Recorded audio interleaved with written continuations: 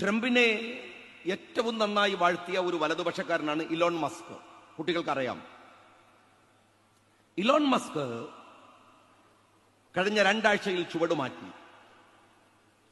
അയാള് ന്യൂയോർക്കിലെ മേയർ പദവിയിലേക്ക് മത്സരിക്കുന്ന സഹ്റാൻ മംദാനിയോട് അനുകൂലമായ സ്റ്റേറ്റ്മെന്റ് ഇറക്കി. സഹ്റാൻ മംദാനി ആരാണെന്ന് നിങ്ങൾക്കറിയാം, കുട്ടികൾക്കറിയാം. 33 വയസ്സുകാരനാണ്, റാപ്പറാണ്. പക്ഷെ സഹ്റാൻ മംദാനിയെ കുറിച്ച് ഇലോൺ മസ്ക് പറഞ്ഞത് Zohran is the future of the democratic party എന്നാണ്.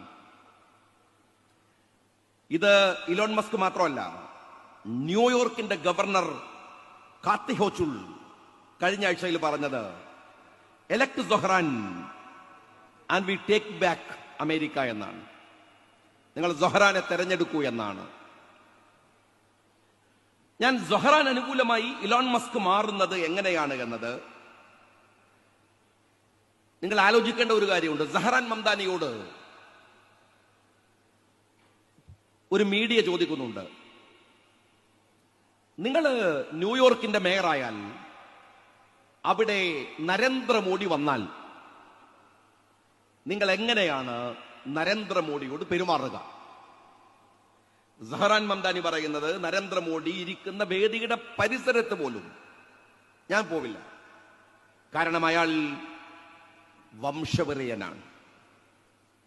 രണ്ടാമത് സഹ്റാൻ മംദാനിയോട് ചോദിക്കുന്നുണ്ട്, നിങ്ങൾ ന്യൂയോർക്കിന്റെ മേയറായാൽ ന്യൂയോർക്ക് വിസിറ്റ് ചെയ്യാൻ നെതന്യാഹു വരികയാണ്.